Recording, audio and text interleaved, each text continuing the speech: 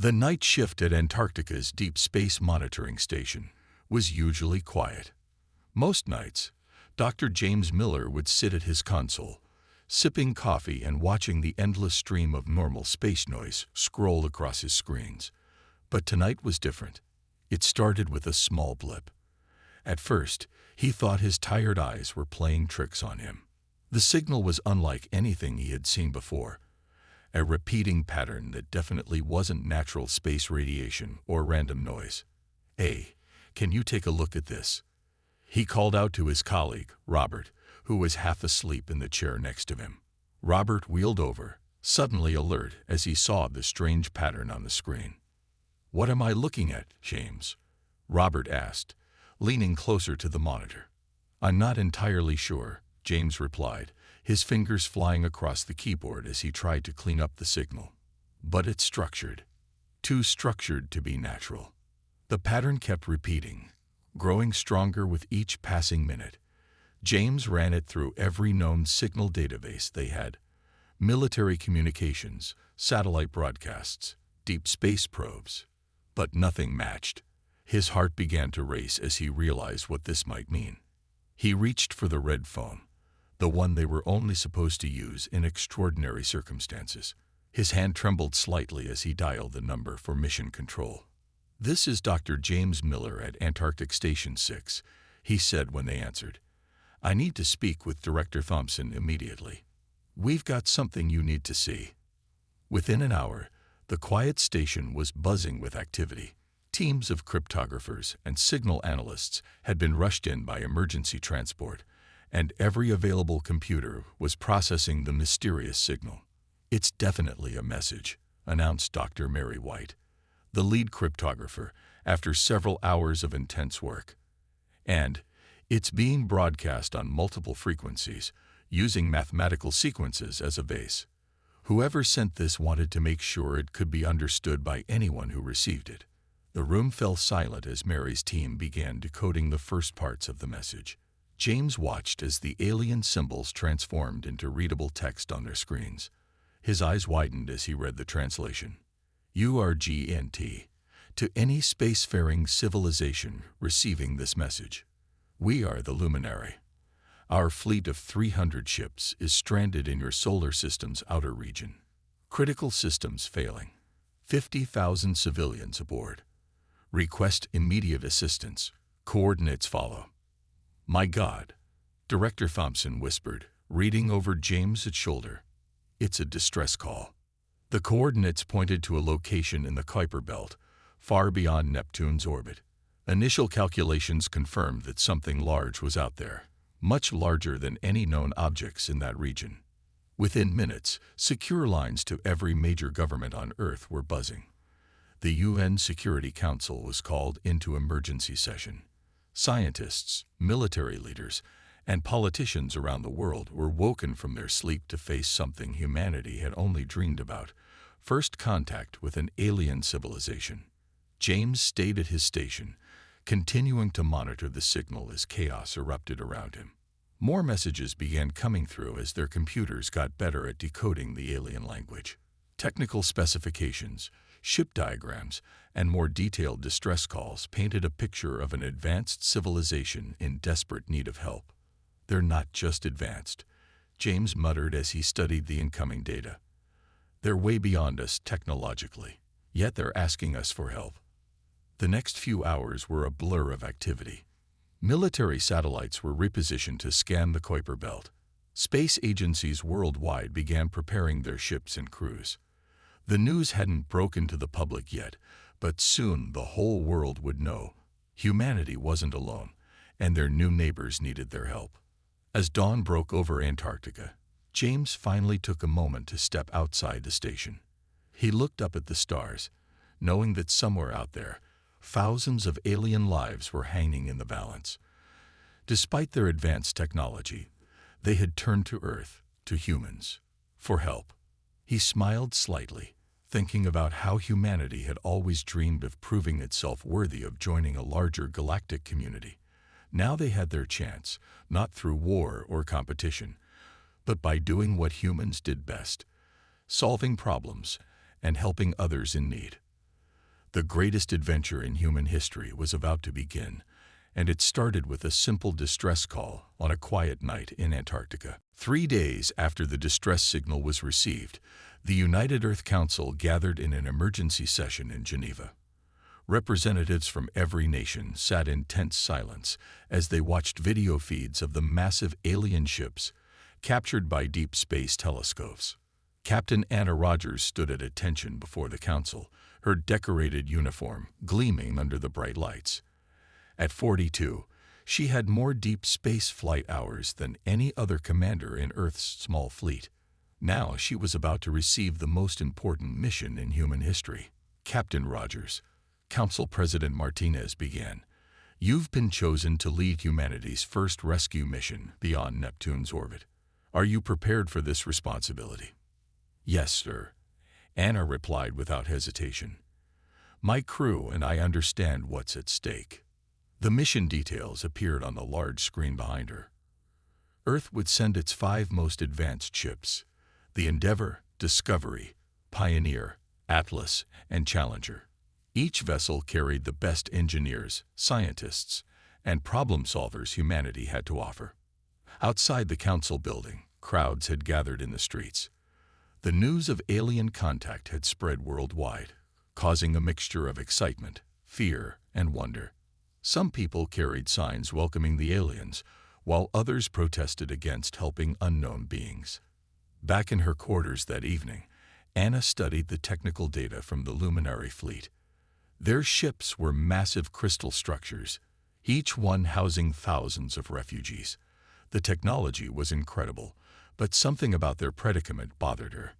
Computer, show me the Luminary engine schematics again, she commanded. The holographic display filled her room with complex diagrams. Though their technology was far advanced, Anna noticed something interesting. Their systems had no mechanical backups. Everything depended on their crystal technology working perfectly. The next morning, as crews loaded supplies onto the rescue ships, Anna shared her observations with her engineering chief, Bill Cooper. Look at this, she said, pointing to the diagrams. Their technology is amazing, but they've never considered simple mechanical solutions. Maybe that's why they need our help. Bill nodded thoughtfully. Sometimes the simplest answer is the best one. We should pack extra mechanical tools and basic materials, things they might not even think to use. The launch day arrived sooner than anyone expected. 5 ships stood ready on their pads, steam rising from their hulls in the early morning light. Each crew had been handpicked for their ability to think creatively and solve problems under pressure. Anna stood on the bridge of the Endeavour, watching her crew take their stations.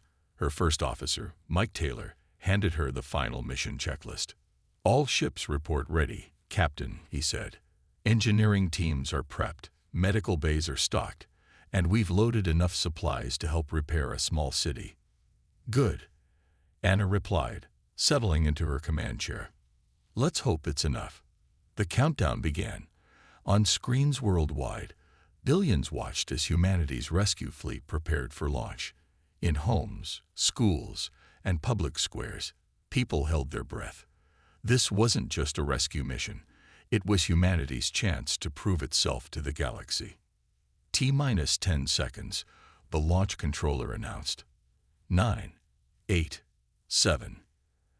Anna gripped her armrests, feeling the familiar pre-launch tension. 6, 5, 4. In the engine room, Bill Cooper watched his gauges carefully. 3, 2, 1. Launch, Anna commanded, her voice steady and clear. The 5 ships rose from Earth in perfect formation, their engines burning bright against the morning sky. As they accelerated through the atmosphere, Anna thought about the responsibility resting on their shoulders. 50,000 alien lives were depending on them. Plot course for the Kuiper Belt, she ordered once they reached orbit. Maximum safe speed. As Earth shrank behind them, Anna opened a channel to all 5 ships. This is Captain Rogers. We're about to attempt something no humans have ever done before. We're going to rescue an alien fleet using nothing but human ingenuity and determination. Let's show them what humanity can do. The rescue fleet accelerated into deep space, carrying humanity's hopes and dreams with them. They had no idea what challenges awaited them, but they were ready to face them with everything they had. The real test was about to begin. After 2 weeks of travel, the human rescue fleet finally reached the coordinates provided by the luminary. As they approached, everyone on the bridge of the Endeavour fell silent. Through the main viewport, they could see the alien ships, massive crystalline structures that sparkled like diamonds in the dim sunlight of the outer solar system. "My God," whispered Mike Taylor, staring at the spectacular sight. "Each one's bigger than a small city." Captain Anna Rogers leaned forward in her chair, opened a channel to their fleet command. A moment later, the main screen lit up with their first view of the luminary. The alien leader appeared humanoid but was tall and slender, with skin that seemed to shimmer with an inner light. Its eyes were large and silver, reflecting light like mirrors. "I am Fleet Commander Starvoice of the Luminary," it said in perfect English, thanks to their translation systems. "We are grateful for your swift response to our distress call." Anna stood straight, representing all of humanity in this historic moment. "I'm Captain Anna Rogers of the Earth Rescue Fleet. We're here to help." The alien commander explained their situation. The Luminary were refugees, fleeing from a cosmic disaster that had destroyed their home system. During their journey, they had encountered a strange space phenomenon, a type of energy storm that had damaged their crystal-based propulsion systems. Tom Parker, the bridge science officer, listened carefully to the technical explanation. Something wasn't adding up. "Captain," he said quietly to Anna, "may I ask them something?" Anna nodded, and Tom stepped forward. "Commander Starvoice, have you tried using mechanical propulsion as a backup?" The alien's expression showed confusion. "Mechanical? We haven't used such primitive methods in thousands of years. Sometimes the old ways are the best ways," Tom replied. "With your permission, I'd like to inspect one of your engine rooms." An hour later, Tom led a team of human engineers aboard the Luminary command ship. The interior was even more impressive than the exterior. Corridors of crystal that seemed to glow from within, gravity control that felt completely natural, and air that was cleaner than anything on Earth. The engine room was a massive chamber filled with intricate crystal formations. The Luminary engineer, Crystal Song, explained how their quantum crystal drive worked, or was supposed to work. "The energy storm disrupted the quantum harmonics," Crystal Song said. "Without the proper resonance, we cannot generate enough power to move the fleet." Tom walked around the crystal engine, studying it from every angle. Then he noticed something that made him smile. "The basic principles are still the same," he said. "You're just using crystals instead of metal. The physics hasn't changed." He pulled out an old-fashioned mechanical gauge from his toolkit and held it up to one of the crystal conduits. The needle immediately started moving. "Look," he said to Crystal Song. "Your crystals are still generating power. You just can't control it precisely enough for your quantum drive." "But what if we didn't need precise quantum control?" The alien engineer's eyes widened with understanding. "You suggest using the raw power output directly, like a simple thrust engine." "Exactly." Tom grinned. "Sometimes you don't need a quantum computer when a basic calculator will do. We can rig up mechanical control systems as a backup. It won't be as efficient as your normal drives, but it'll get you moving again." Crystal Song stared at the simple pressure gauge, then at Tom. "In all our advancement," the alien said slowly, "we forgot the fundamental principles. We became so focused on perfection that we lost sight of practicality." Back on the Endeavour, Anna received Tom's report with growing excitement. It wasn't just one ship. They could apply this solution to the entire fleet. Humanity's first contact with an advanced alien civilization would be marked not by war or fear, but by helping them rediscover the simple solutions they'd forgotten. "Send the plans to all ships," she ordered, "and get me Commander Starvoice. We've got work to do." The rescue mission had just taken its first real step toward success, proving that sometimes the best solutions are the simplest ones. The next few days aboard the Luminary command ship were a flurry of activity. Engineer Mark Wilson stood in the massive crystal engine room, surrounded by both human and alien technical teams. On the floor around them lay an odd mixture of advanced alien tools and basic human mechanical equipment. "It's like trying to repair a quantum computer with a wrench," Mark said to himself, studying the crystal formations that powered the massive ship. But sometimes that's exactly what you need. The Luminary engineers watched with a mixture of curiosity and concern as Mark began setting up simple pressure valves and mechanical regulators. Their own solutions had always involved complex crystal harmonics and quantum calculations. This approach seemed impossibly crude to them. "Are you certain this will not damage our crystal matrices?" asked Crystal Song, hovering nervously nearby. Mark looked up from his work, wiping sweat from his forehead. "Think of it like this. You've got a fancy electric car with a dead computer. Sometimes all you need is to get it rolling with a push. We're just giving your ships that push, but with more style." He connected another mechanical gauge to a crystal power conduit. The needle immediately jumped, showing steady power flow. "See, your crystals are still generating plenty of power. We're just handling it the old-fashioned way." Working together, human and alien engineers began installing the hybrid system throughout the ship. They used simple mechanical principles to harness and direct the crystal energy. Where the Luminary would have used quantum harmonics, the humans introduced basic pressure valves. Where they would have used crystal resonance computers, the humans installed mechanical governors. Captain Anna Rogers arrived to check on their progress. "How's it looking, Mark?" "Better than expected, Captain," he replied, pointing to a bank of gauges. "Their crystal tech is incredibly powerful, just over-engineered.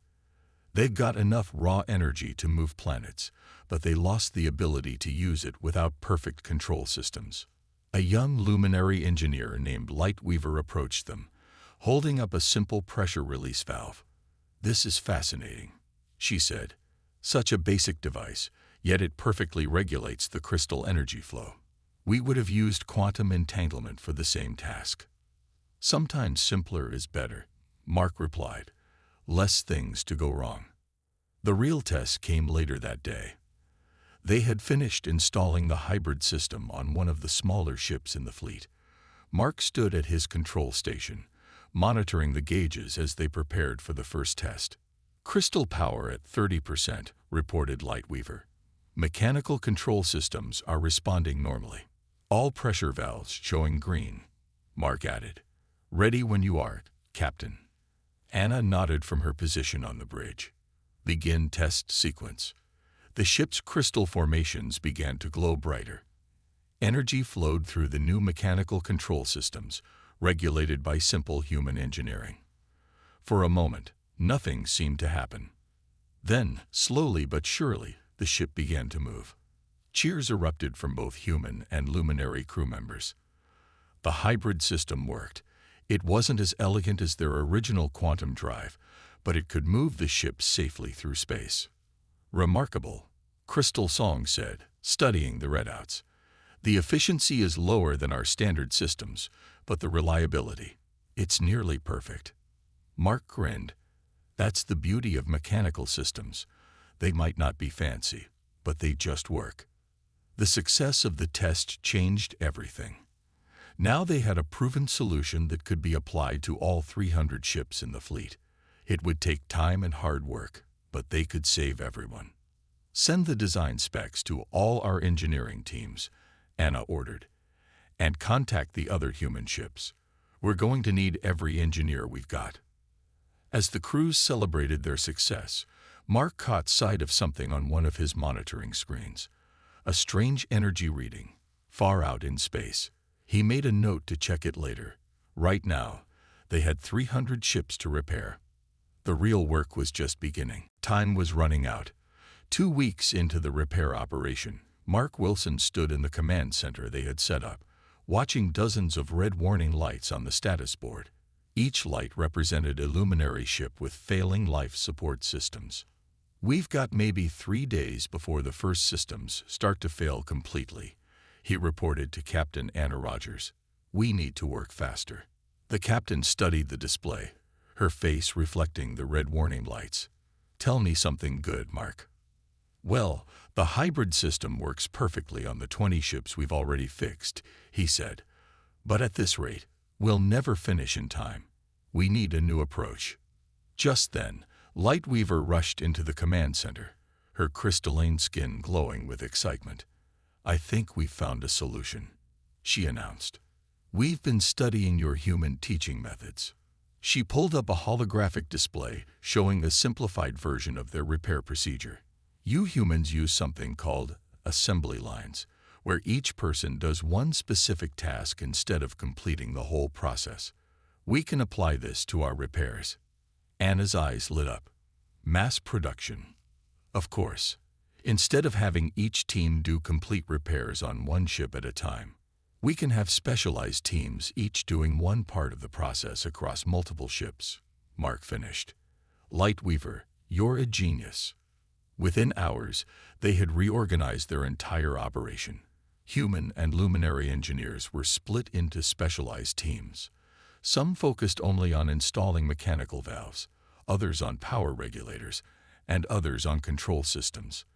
Like a massive space-based factory, they moved from ship to ship in a coordinated dance of repair work. Crystal Song watched in amazement as the repair rate tripled. "Such a simple concept," they said to Mark. "Yet in all our advancement, we never considered it. We always focused on perfecting individual work." "That's the thing about humans," Mark replied, checking a pressure gauge. "We're not always perfect, but we're really good at finding shortcuts that work." The new system had another benefit. Humans and Luminary were working more closely together than ever before. The aliens began teaching humans about their crystal technology, while the humans shared centuries of practical engineering experience. "Look at this," a young human engineer named David showed his Luminary partner. "If you wrap copper wire around the crystal just so, you can use it as a backup power regulator. Not as efficient as your quantum stuff, but it'll never fail." The Luminary engineers were fascinated by human redundancy systems, backup after backup, low-tech solutions ready to take over if high-tech ones failed. It went against their pursuit of perfection, but they couldn't argue with the results. In the command center, Anna watched the red warning lights slowly change to green, one by one. They were making progress, but something still bothered her. She pulled up Mark's sensor readings from the previous week, the strange energy signature he detected. "Computer, analyze this energy pattern," she ordered. "Compare it to known phenomena." The computer worked for a moment, then displayed its results. Anna's face grew serious. She opened a channel to the Luminary command ship. "Commander Starvoice, we need to talk," she said. "These energy readings, they match the signature of what damaged your ships in the first place. And they're getting stronger." There was a long pause before the alien commander responded. "We had hoped to be gone before they found us," Starvoice said quietly. "They are the reason we fled our home, and now they have tracked us here." Anna looked out the viewport at the partially repaired fleet. They had solved one problem, but a bigger one was heading their way. She opened a channel to all ships, human and luminary alike. "This is Captain Rogers. All repair teams, double your efforts. We're about to have company, and we need this fleet ready to move when they arrive." The race against time had just become a race for survival. Military officer Lisa Brown stood before the combined human and luminary command staff, pointing to a holographic display of the approaching energy signatures. After 20 years in Earth's Space Force, she had never imagined she'd be planning defense strategies with aliens. "They're moving in a standard attack formation," she explained. 3 groups trying to surround us. But they're not trying to hide anymore. They want us to know they're coming. Commander Starvoice's crystalline form shimmed with concern. "The hunters, they'd pursued us across 12 star systems. Their energy weapons disrupted our crystal drives before. They will try the same tactic again. But this time we're ready for them. Lisa said firmly. Your ships aren't relying purely on crystal technology anymore. We got options they won't expect. Captain Anna Rogers studied the tactical display. How long until they reach us? 18 hours, Lisa replied. Maybe 20 if we're lucky. The good news is we got about 200 ships repaired. The bad news is that leaves 100 still vulnerable.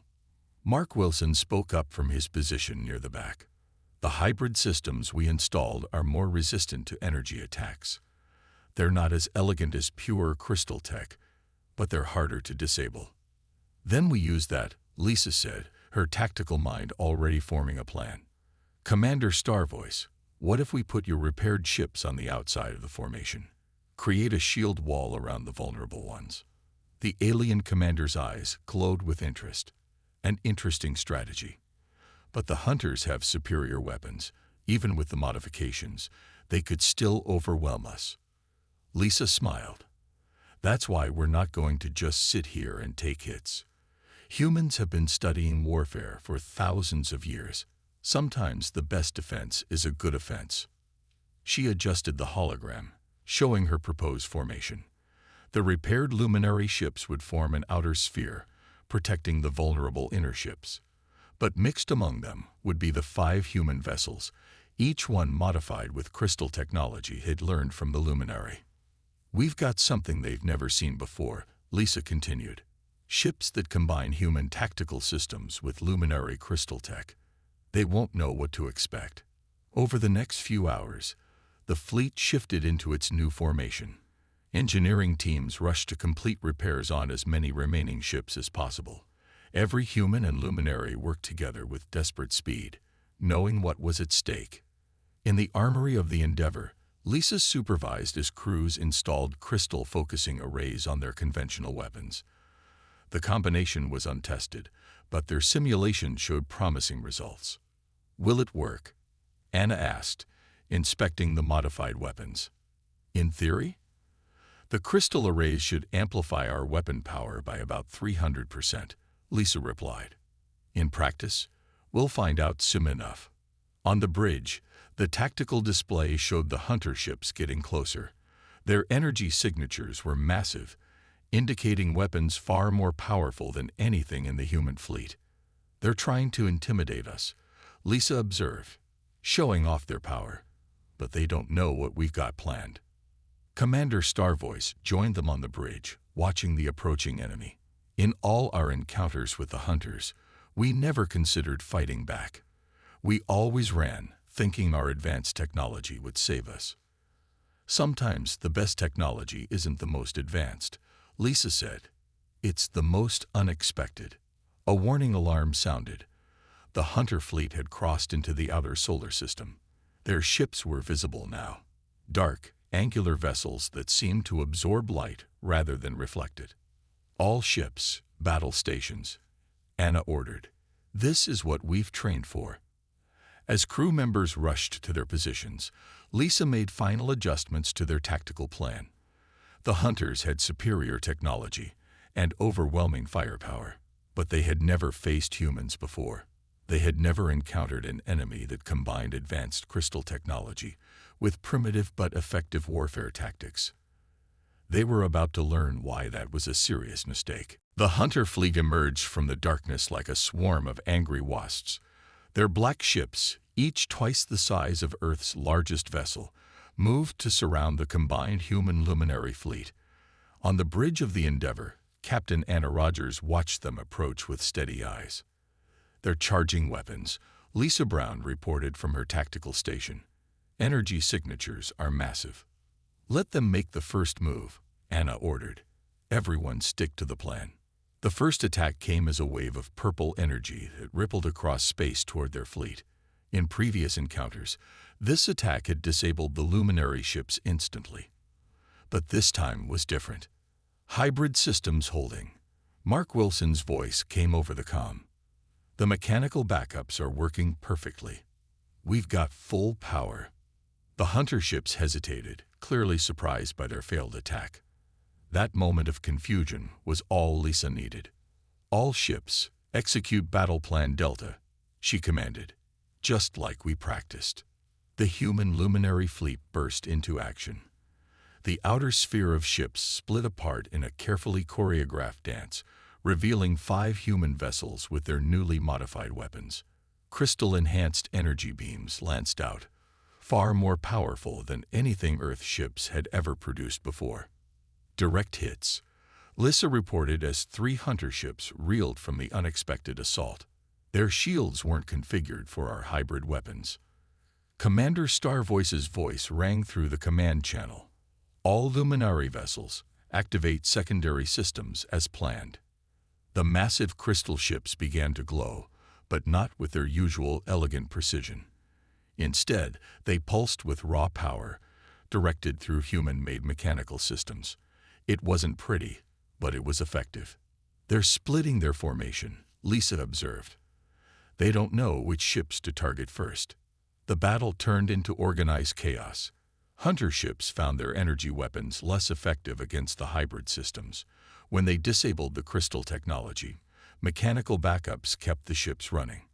When they tried to overpower mechanical systems, crystal shields absorbed the energy.